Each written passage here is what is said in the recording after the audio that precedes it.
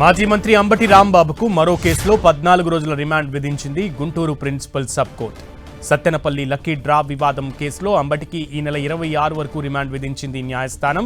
Rajahmundry central జైలుకు అంబటి రాంబాబును తరలిస్తున్నారు పోలీసులు. మరోవైపు సత్తెనపల్లి కేసులో బెయిల్ పిటిషన్, అలాగే జైల్లో వసతులు కల్పించాలంటూ మరొక పిటిషన్ను అంబటి రాంబాబు తరపున న్యాయవాదులు దాఖలు చేశారు.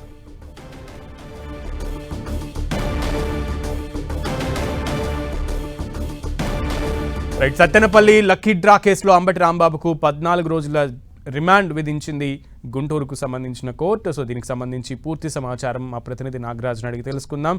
Nagaraj, Guntur principal sub court 26 వరకు కూడా రిమాండ్ విధించినట్లుగా తెలుస్తోంది. ఇంకా ఏం వ్యాఖ్యలు చేసింది కోర్టు? సత్తెనపల్లికి సంబంధించిన కేసులో కూడా అంబటి రాంబాబుకి 14 రోజులుగా రిమాండ్ జారీ చేసింది. అయితే ఈ నెల 24 వరకు కూడా రిమాండ్ విధించిన ప్రభుత్వం జారీ చేసింది. అయితే అతను అధికారం ఉండగా వైసీపీ పార్టీ మీద అధికారం అడ్డం కూడా మంత్రి స్థాయిలో ఉంటే కూడా 2023 దాదాపుగా 4 సంవత్సరాల పాటు కూడా ఆయన లక్కీ డ్రా పేరుతో, సంక్రాంతి పేరుతో కూడా లక్కీ డ్రా నిర్వహించారు. లక్కీ డ్రాల పేరుతో కూడా కోట్లాది రూపాయలు కూడా సేకరించారని చెప్పేసి ఆయన మీద అభివృద్ధి ఏర్పడింది. అయితే అప్పుడే ఆ కేసులో అతనికి సంబంధించిన వ్యవహారంలో కూడా అప్పుడు జనసేన పార్టీ నేతలు కూడా మీద కూడా ఫిర్యాదు చేయడానికి కూడా ఎక్కడ కూడా కేసు నమోదు చేయకపోవడంతో ఆయనకి కోర్టు ద్వారా కూడా ఆయనకి అతని కేసు నమోదు చేయాలని చెప్పి అప్పుడు కూడా ఉత్తర్వులు ఇచ్చారు.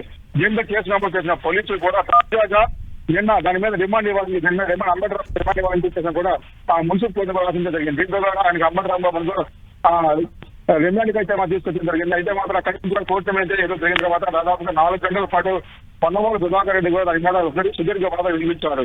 అయితే ఎప్పుడు 23 జరిగిన కేసును కూడా ఇప్పుడు తీసుకొచ్చి కూడా కావాలని చెప్పేసి అంబటి రాంబాబు మీద ఆ సీటు వాళ్ళని కూడా జారీ చేశారని చెప్పేసి కూడా చెప్పడం జరిగింది. దీంట్లో అయితే ఇక్కడ కావాలన్న పోలీసులు ఎంతకాలం కూడా ఏం చేస్తారని చెప్పేసి కూడా పొన్నమూరు సుధాకర్ వాళ్ళని వినిపించారు. అయితే ఈ కేసు దాదాపుగా 2 సంవత్సరాలు ఇష్టపడే కేసు కాబట్టి కూడా ఆయనకి బెయిల్ ఇవ్వాలని చెప్పేసి కూడా అంటే దీని పట్ల విషయంగా పార్టీ జారీ అని చెప్పేసి పొన్నమూరు సుధాకర్ వాదించారు. అయితే కోర్టు కూడా ఆయన ప్రస్తుతానికి అయితే రిమాండ్ ఉన్నారు కాబట్టి ఆయన కూడా కావాలని చెప్పి రిమాండ్ ఉన్నారు కాబట్టి అతని కూడా 14 రిమాండ్ విధానం చెప్పడం కోర్టుగా చెప్పడం జరిగింది. దాదాపుగా ఈ యాక్ట్ ఏదైతే ఉందో బలవంతంగా వసూలు అయితే అక్కడ ఉన్నటువంటి సచివాలయ సిబ్బంది కానీ మిగతా కానీ అక్కడికి ఆ సిబ్బందిని మొత్తానికి కూడా ఈ పేరెంట్స్ కూడా లక్కీ డ్రా అంతా కూడా సెక్టర్ 100 రూపాయల చొప్పున వసూలు చేశారని చెప్పేసి ఆయన మీద అభియోగాలు.